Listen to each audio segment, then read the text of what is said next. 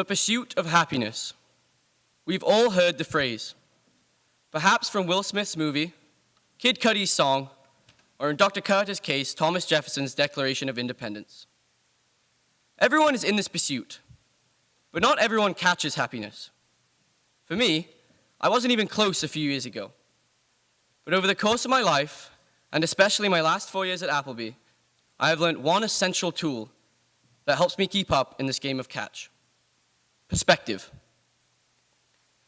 I'm sure we've all found ourselves in situations where nothing is going to plan. Things are rough and only seem to be getting worse. We feel overwhelmed and like the entire universe is conspiring against us. Our natural response to such adversity is to look outside for help, to reach out to other people, hope for a change in circumstance, work the problem and fix what is going wrong.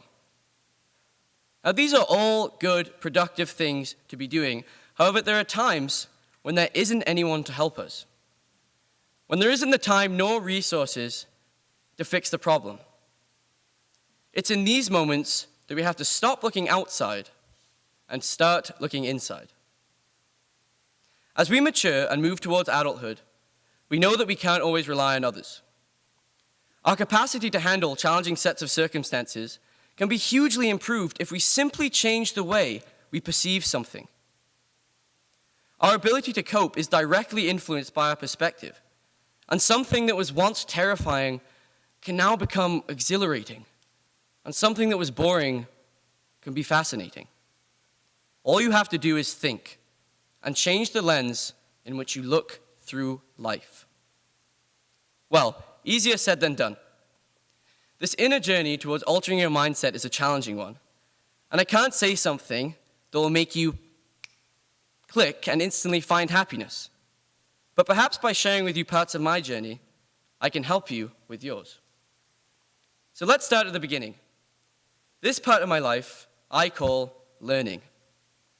A couple of years back, I was going to the movies with my family, and on the way over, we passed an office by the name of David Robertson. My mum, as we drove by, said out of the blue, "Hey, look, that office is called David Robertson." Now, at the time, I was just a grade 9 student navigating through high school life, trying to be funny, sometimes at the expense of people around me. So I was getting some practice in at home with my family, and I replied with some sassy, rude comments, somewhere along the lines of, "Wow, Mom, that's so cool." And I was pretty pleased with my sarcastic remark, up until my mom informed me that the name of the office was significant because it was the name of my aunt's boyfriend. Now, this aunt, being my mom's sister, has tragically passed away at an early age because of breast cancer. So what's the point of this story? It's not a huge deal until you understand what I learned from it. The simple exchange between my mom and I taught me what a paradigm shift is. A phrase used to describe a complete change in someone's approach or perspectives on a situation. I went from feeling smug and funny in the back of the car to sitting quite shamefully, filled with guilt. Now let's fast forward a bit. Grade 10. It was a tough year for me, and a part of my life that I call adapting. To start, I found myself really homesick. There would be some days where I would literally break down. I missed British culture, the town I lived in, my friends, my family, and I think a lot of this was caused by the health issues surrounding my granddad. He's now 90 years old, and he's still one of the funniest, wisest, and kindest men I've ever had the pleasure to know. But, like some his age, he unfortunately suffers from dementia. As I've grown up, I've seen him go from forgetting that the kettle was on to forgetting where he was. It was torture. I would come home from Canada, and every time it got a little bit worse. I feared the day that I came back only to find that my granddad had forgotten me. It was painful living across the world, having limited time a year to see him. On top of this, someone extremely close to me was waging a seemingly unbeatable war with their mental health. I felt so useless as I had to stand and watch a person I loved with all my heart struggle to find happiness. I literally had to watch the joy in life get sucked out of them. Despite all their beauty, they could not be at peace, and watching it unfold could only be described as pure agony. Now, during this upper 2 year, I lived through these things and decided to get an escape through a service trip to Costa Rica. This 2-week adventure was not all sunshine and rainbows, but I emerged on the other side a wiser and happier man. The first part was pretty great, and we were in a fairly popular town, working hard through the days, but sleeping well at night. And other than a few blisters on my hands, I had no complaints. However, as the second week rolled in, I was beginning to grow a little tired of Costa Rica. My daily breakfast, lunch, and dinner of beans and rice was causing me to struggle to remember what taste was. If I was lucky, they would throw in some sour cream to spice up my life. But at this point, we had moved from our urban city deep into the rainforest, where we were about to volunteer at a remote turtle conservation outpost. We arrived through boat, and it was soaking rain. The next day, the rain continued, and the next, and the next, and the next, and the next, and so on. It had been raining for 16 days straight prior to our arrival, and it showed no signs of slowing down. By the third day, not a single item of clothing remained dry. I was damp to the bone, and was fairly sure one of my friends had trench foot. Our little conservation was solely dependent upon solar power, and by this point, the lack of sun had resulted in a complete power failure.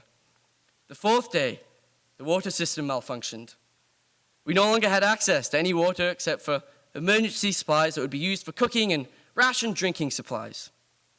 The fifth day was the day I snapped. No electricity, limited water, in turn, limited food. There's only so much a man can handle. So when the swarm of gigantic bees stung one of the workers at the conservation camp, causing her to scream, run, diving into the ocean, rolling around in a fit of pain, I had had enough. I didn't think anything could get any worse until a scorpion stuck in my classmate's leg. But thankfully, Miss Decker was there and she swatted it away with a shovel.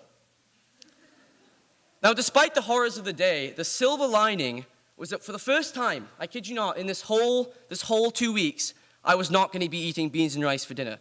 No, I would be having spaghetti. One of my favorite meals, actually. I was actually thrilled. I was so happy. I can still remember. And I ran over and was waiting in the rain, waiting to collect my spaghetti.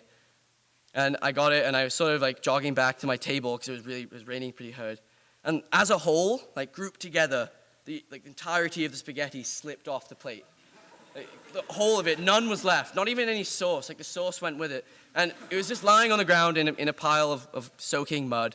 And I stood there in the rain, and I felt the rain hitting me, and it was horrible. But I do have some great friends, and they gave me some spaghetti. But nonetheless, I went to bed that night, tired, hungry, and completely miserable. But as I lay there in a damp sulk, I thought back to the little exchange my mum and I had the year before. You see, I realized that much like Mr. Moore's legs, my problems were small. Tiny even. Practically non-existent. Now, I thought about it, and I had a healthy body and a healthy mind, and a family and a school that enabled experiences like service trips. Limited it may have been, but I had clean water and food. I began to wonder how I ever could have been feeling sorry for myself, and that is the paradigm shift. For the rest of the trip, I spent each day to the fullest, savoring every bite of beans and rice, and feeling every single raindrop. When I returned home, I continued to shift my perspectives on things and realized that I'm always capable of being happy if I choose to be.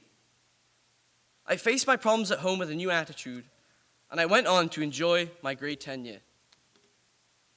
So these two stories have helped develop me into the person I am today. Which is who?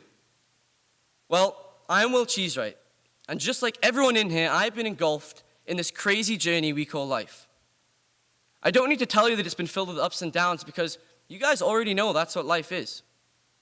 We have all had sadness, and we have all had joy, and we will experience them many more times in our lives. The tears will keep coming, whether from sorrow or laughter. But mark my words, there is beauty in everything. So to all of you sitting here now, I have a message. Yes, it sucks that your test didn't go well. It's frustrating that you got caught showering at midnight. It's tiring waking up early every morning and going to bed late every night. But when you're feeling stressed and down, I challenge you to remember this speech. I challenge you to not just look at this chapel, but to see it. I dare you to take a walk around our campus and genuinely pay attention to all the beautiful things that you will see. Notice your friends' smiles. Hear their laughter. Watch how the water reflects off the lake. See the compassion and care behind every teacher and the love in every couple. Our ability to perceive things from different aspects will improve our lives more than you could ever know. So where am I now?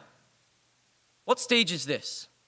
I mean, right now, here in this chapel, with all of you around me. Well, to quote Will Smith, this part of my life, this part right here is called happiness. I'll now leave you with the ending stanza from my favorite poem, The Desiderata by Max Ehrmann. With all its sham, drudgery, and broken dreams, it is still a beautiful world.